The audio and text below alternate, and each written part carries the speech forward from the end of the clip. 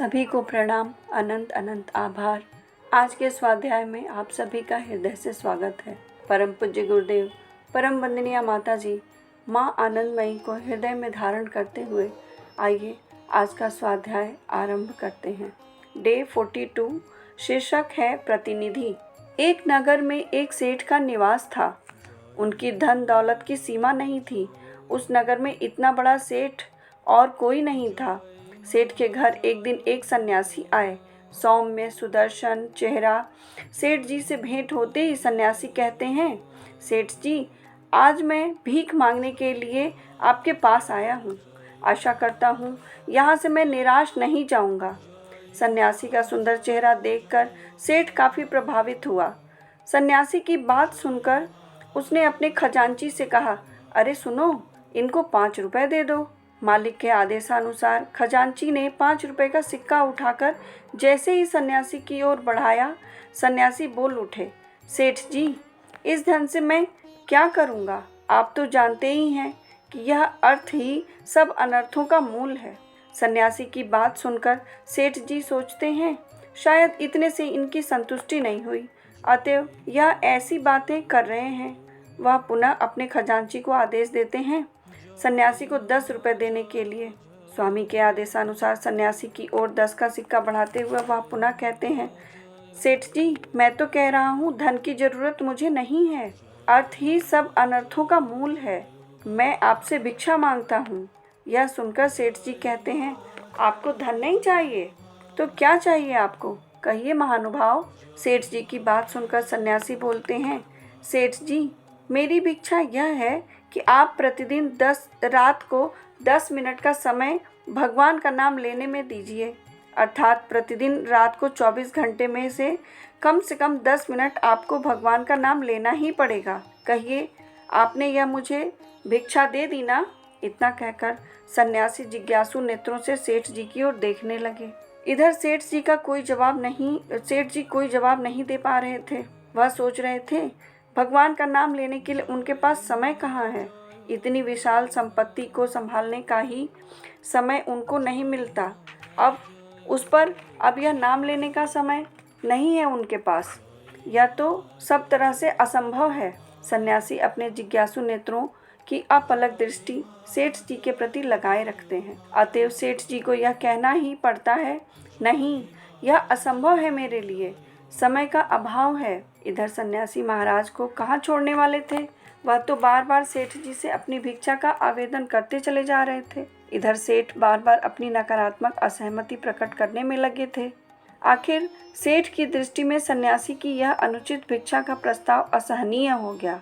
उन्होंने क्रोधित होकर अपने द्वार रक्षक को बुलाकर आदेश दिया, इस व्यक्ति को धक्का देकर बाहर निकाल दिया जाए। जीवन व्यतीत करने का जैसा हमें अभ्यास हो जाता है, हम उससे जरा भी इधर उधर नहीं हिलना चाहते, और चाहे हमारे सामने कोई भी बड़ा सत्कर्म भी आ जाए तो भी हम उसी अपने आदत और अपने अभ्यस्त जीवन में हमें लगता है कि हम सुख अनुभव कर रहे हैं, तो हम उससे बिल्कुल भी इधर उधर नहीं होना चाहते। ऐसा ही कुछ भाव इनका था। तो जब उन्होंने कहा द्वार रक्षक को बुला के कि इनको यहाँ से बाहर निकालो, तो वो द्वार रक्षक आ जाता है और कहता है, जैसी आज्ञा। कहकर द्वार रक्षक ने सन्यासी महाराज को घर से निकाल दिया। समय अपनी चाल से चलता जा रहा था। सेठ जी की प्रातः भ्रमण करने की आदत थी। अभी भी वह प्रतिदिन प्रातः भ्रमण के लिए जाते थे। एक दिन की बात है, वह प्रातः भ्रमण के लिए निकले थे। थोड़ी दूर जाते ही उसी सन्यासी के साथ उनकी भेंट हो गई। दोनों में कोई बातचीत नहीं हुई। सेठ जी के कुछ दूर जाते ही उक्त सन्यासी सेठ जी की आकृति धारण कर सेठ जी के मकान में उपस्थित हुआ। उसका पूरा स्वरूप, पहनावा, यहाँ तक कि गले की आवाज़ भी सेठ जी की ही तरह थी। सेठ जी के घर के लोग इतनी जल्दी सेठ को घर आया देखकर जरा अचंभे में पड़ गए। प्रतिदिन प्रातः भ्रमण के 1 घंटे के बाद वह घर लौटकर आया करते थे। आज तो वह मात्र 5 मिनट के अंतराल में ही घर लौट आए। घर के सब लोग इस घटना से जरा असमंजस में नजर आ रहे थे। यह सोचकर सबने वर्तमान सेठ से इसका कारण जानना चाहा। नकली सेठ ने कहा, किसी को घबराने की आवश्यकता नहीं है। मैंने सुना है कि इस शहर में एक बहुरूपिया आया हुआ है। वह अनेक लोगों का अनेक लोगों का आकार धारण करके अनेकों का यथा सर्वस्व लूट रहा है एवं उनको प्रताड़ित भी कर रहा है। इसीलिए मैं लौट आया। तुम लोग सावधान हो जाना। मुझे सूचना दिए बिना किसी को भी घर के अंदर आने की इजाज़त मत देना। मेरी तरह देखने में और इसी तरह की पोशाक पहनने वाले व्यक्ति को भी नहीं। ऐसा कहकर उन्होंने कक्ष में प्रवेश किया और काम करने लगे। प्रायः 1 घंटे के बाद प्रातः भ्रमण करके असली सेठ घर लौट आए। जैसे ही घर के अंदर जाने के लिए वे आगे बढ़ते हैं, द्वार रक्षक उनको रोकते हुए कहता है, खबरदार, घर के भीतर मत घुसना। तुम्हारी सब खबर हम लोगों को मिल गई है, सावधान। घर के बाहर शोरगुल सुनकर सेठ जी के पुत्रगण भी वहां आ जाते हैं। सब सुनकर वह कहते हैं, शैतान, तुम समझ रहे हो, हम लोगों को कुछ मालूम नहीं है। यदि अपना भला चाहते हो तो इसी क्षण यह मोहल्ला छोड़कर चले जाओ, अन्यथा समझ ही गए हो कि क्या होगा। अपने बेटे बेटियों के इस बर्ताव से सेठ जी क्रोध से पागल की तरह हो गए। चीख चीख कर अपनी पत्नी का नाम लेकर पुकारने लगे। शोर सुनकर उनकी पत्नी आ जाती है। उसको देखकर सेठ जी कहने लगते हैं, यह तो तुम आ गई। तुम लड़कों का व्यवहार देख रही हो। यह लोग किस प्रकार मुझे अपमानित कर रहे हैं। तुम देख नहीं रही हो, तुम मेरी पत्नी हो। तुम्हारी आंखों के सामने सेठ जी की बात अभी पूरी नहीं हुई। तुम्हारी आंखों के सामने सेठ जी की बात अभी पूरी नहीं होती है। सेठानी सेठ की बातों से अपमानित महसूस करती हैं। एक ठग, एक चोर यह कहने की हिम्मत रखता है कि मैं उसकी पत्नी हूँ। ऐसा सोचकर वह अपने पैरों से चप्पल निकालकर सेठ के सिर पर दनादन लगाने लगती है। उनको भी भरोसा नहीं है कि ये मेरे पति हैं। सेठ जी के पास अब कोई दूसरा चारा नहीं बचता है। वह असहाय नज़रों से इधर उधर देखते हैं। इस बीच लड़कों की डंडे की चोट भी उनको अपनी पीठ पर सहनी पड़ी। निरुपाय होकर क्रोध और क्षोभ से पीड़ित सेठ वहां से विदा हो गए। मन ही मन कृत संकल्प हुए कि वह अपने स्त्री पुत्रों को इसकी सजा अवश्य ही देंगे। उनके मन में इतना क्रोध था कि वे सोच रहे थे कि मैं इनका पिता, इनका पति हूँ, फिर भी ये मुझे पहचाने नहीं और मुझे घर के अंदर नहीं आने दिए, तो इसकी सज़ा इन लोगों को अवश्य ही मिलनी चाहिए। ऐसे कैसे इन लोगों की बुद्धि घूम गई है, सज़ा देनी है। अतः घर के पास वाले पुलिस थाने में सेठ जी जा पहुँचते हैं। दारोगा जी थाने में मौजूद थे। सेठ जी के साथ उनका पुराना परिचय है। सेठ जी को देखकर दारोगा साहब पूछते हैं, क्या बात है, आज आप थाने में पधारे हैं? कभी गुस्से में तो कभी रुआसे होकर दारोगा को उन्होंने आप बीती सुनाई। वे बहुत गुस्से में भी थे और ऐसी घटना हुई थी तो वे उनको अंदर से रोना भी आया, तो वे अपनी सारी बात उनको कह सुनाते हैं। दारोगा जी इसका एक कठोर समाधान चाहिए, ऐसा कहते हुए वे अपनी सारी बात कह देते हैं। सब घटना सुनकर दारोगा जी सेठ की पत्नी एवं पुत्रों को बुला भेजते हैं। उनसे सब सुनने के बाद वह पूछते हैं, यह सेठ जी तुम्हारे पिता नहीं हैं? लड़के जवाब देते, नहीं हुजूर, नहीं, हमारे पिताजी तो हमारे घर पर ही हैं। यह व्यक्ति एक ठग, चोर एवं बहुरूपिया शैतान है। लड़कों की बात सुनकर दारोगा जी अत्यंत आश्चर्य में पड़ जाते हैं। उनके सामने प्रत्यक्ष खड़े हैं उनके बहुत दिनों के परिचित सेठ जी, पर उनके पुत्रगण उनको पिता स्वीकार नहीं कर रहे हैं। यह कैसी विडंबना है, क्योंकि दारोगा जी भी तो देख के उनको यही जान रहे थे कि ये हैं ही, और एक्चुअली में वो उनके वो सेठ जी ही थे। तो ये लोग क्यों नहीं पहचान रहे हैं, यह सोच के दारोगा भी बहुत परेशान हो गए। क्षणिक सोच के बाद दारोगा उनके पुत्रों से कहते हैं, ठीक है, तुम्हारे पिताजी को ले आओ, मैं उनको देखना चाहता हूँ। एक लड़का जाकर पिता वेशधारी सन्यासी को ले आया। उनको देखकर दारोगा आश्चर्यचकित हो गए। सोचने लगे, यही तो उनके परिचित सेठ जी हैं। अब उनके वो सन्यासी को भी देख के यही समझे कि यही तो हैं वो सेठ जी। असमंजस में पड़े दारोगा जी कहते हैं, आप दोनों पास पास खड़े हो जाइए, तभी तो मैं समझूंगा कि असली सेठ कौन है। दोनों सेठ पास पास खड़े हुए। काफ़ी देर तक वह पैनी दृष्टि से उन पर नज़र डालते रहे। आखिर दारोगा जी को दोनों में तनिक भी फर्क समझ नहीं आया। उनकी विचार बुद्धि असहाय थी। वह चिंता में पड़ गए। अब क्या किया जाए? वे समझ नहीं पा रहे थे कि मैं कैसे इन दोनों में अंतर बताऊं कि कौन असली सेठ है और कौन बहुरूपिया है। अनेक सोच विचार के बाद एक उपाय निकाला। उन्होंने असली सेठ जी से पूछा, ठीक है, आप क्या कह सकते हैं कि आपको प्रसाद बनाने में कितना खर्च आया है। वे ऐसा सवाल पूछना चाहते हैं जिसको सही पता होगा, और जो असली सेठ जी होगा उन्हें ही पता होगा, तो वे ही बता पाएंगे कि आप ये बताइए कि आपको अपना प्रसाद मतलब उनको अपनी कोठी महल बनाने में कितना खर्च आया था, अपना घर बनाने में। यह कहना कैसे संभव है, कब उसका घर बना था। वह बोले, दारोगा जी, यह कहना कैसे संभव हो सकता है।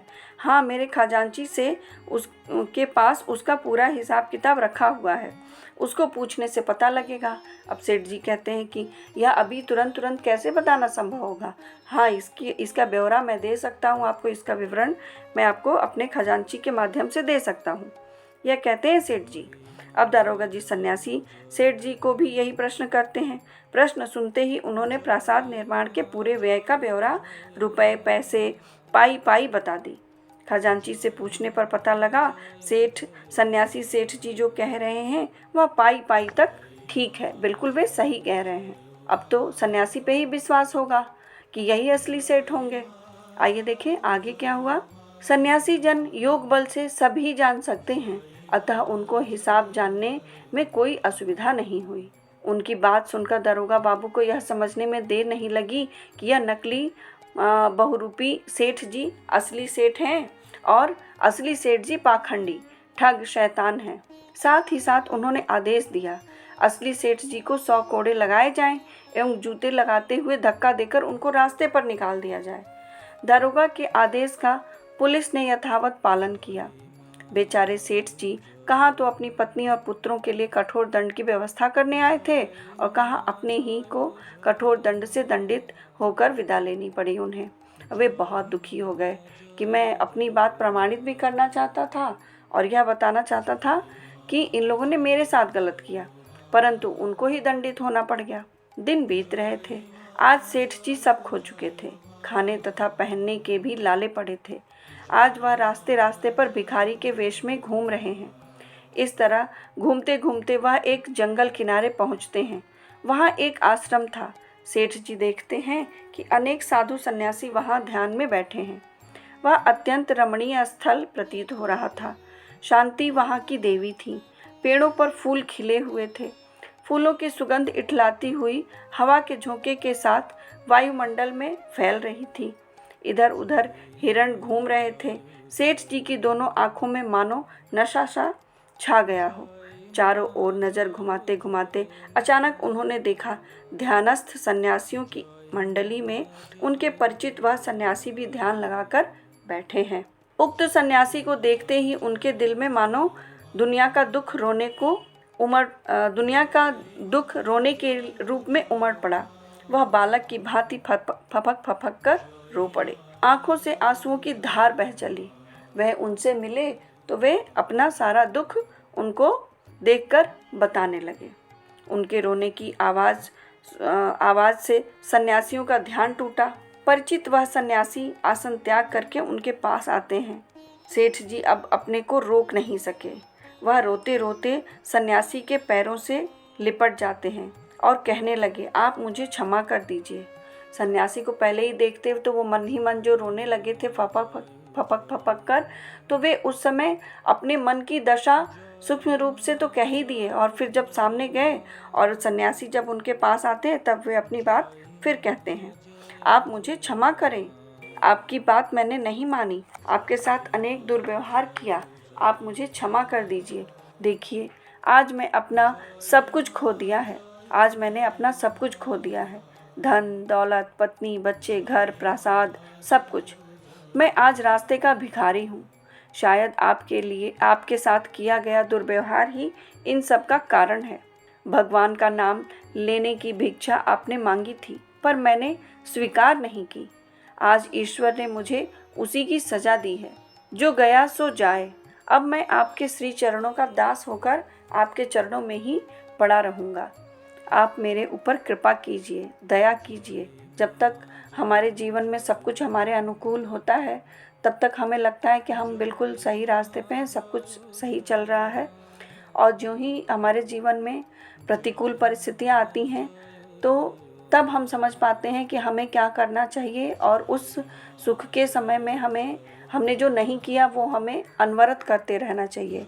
और भगवान को कैसे भूल सकते हैं, हम उन्हीं के अंश हैं, हम उन्हीं के पुत्र हैं, हम उन्हीं के राजकुमार हैं, हम उन्हें कैसे भूल सकते हैं। पर जब दुर्बुद्धि आती है तो धन दौलत और क्या कहा जाए, आसपास जिन जिन रूपों में आती है वो फिर भगवान से हमें दूर कर देती है। तो रहे तो सब कुछ हमारे पास, पर हम उस ईश्वर को ना भूलें, क्योंकि वो हर कण कण में, उस आपके आसपास जो सुख है उसमें भी वही है, और हमारे आसपास की परिस्थितियाँ अगर प्रतिकूल हैं तो उसमें भी वही है।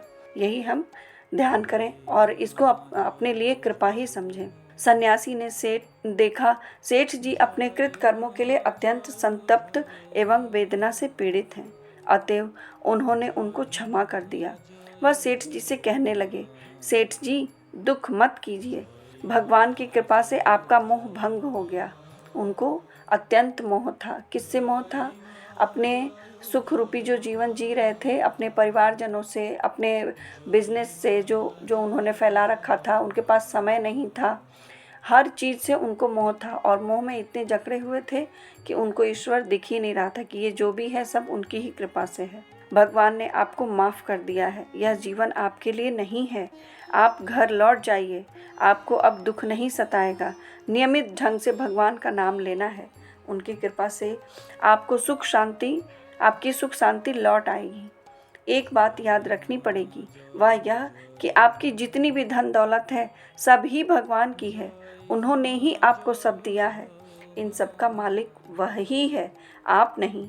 अतएव उनके होकर, उनके भक्त जनों के साथ मिलकर संपत्ति का भोग करना, यह जानकर रखना आप उनके प्रतिनिधि मात्र हैं, आप भगवान के सिर्फ और सिर्फ एक प्रतिनिधि हैं।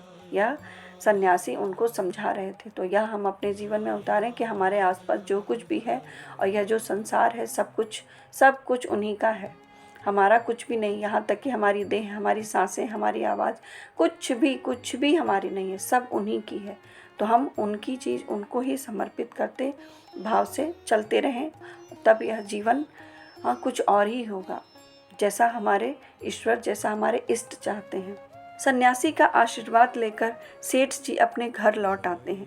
घर लौटकर उन्होंने अपने घर में एक मंदिर का निर्माण करवाया। वहाँ पर देव विग्रह की स्थापना करके उनकी नित्य सेवा पूजा में आत्मनियोग अर्थात अपना मन लगा दिया। उनके जीवन में आमूल संपूर्ण परिवर्तन दिखने लगा। मोह में डूबे सेठ जी अब भगवान का नाम लेते, दान पुण्य करते, नित्यानंद के रास्ते पर आगे बढ़ने लगे। तो यह है उनके जीवन की यात्रा। आइए हम कहीं देखें हमारे जीवन की यात्रा कैसी चल रही है, हमारे इष्ट कहाँ हैं हमारे जीवन में, और कब तक हैं, कितना है। तो यह सब सवाल हम स्वयं से पूछें और अपने जीवन की यात्रा को सुगढ़ आनंदपूर्वक बनाएं। आइए आज के इस भाव को गुरुदेव माँ के चरणों में, माँ आनंदमयी के चरणों में समर्पित करें। आशा करती हूँ आप सभी को यह कहानी अवश्य ही पसंद आई हो, आपको अपने जीवन में कुछ देखने को मिला हो। आप इसके परिप्रेक्ष्य में कुछ भी कहना चाहें तो कमेंट बॉक्स में अपने विचार, अपने भाव साझा कर सकते हैं, अपने स्वजनों परिजनों से भी साझा कर सकते हैं। आप सभी का बहुत बहुत बहुत धन्यवाद। सभी को आभार आभार, नमन नमन। राधे राधे राधे राधे राधे राधे राधे राधे राधे राधे। जय श्री राधे, जय श्री राधे, जय श्री राधे।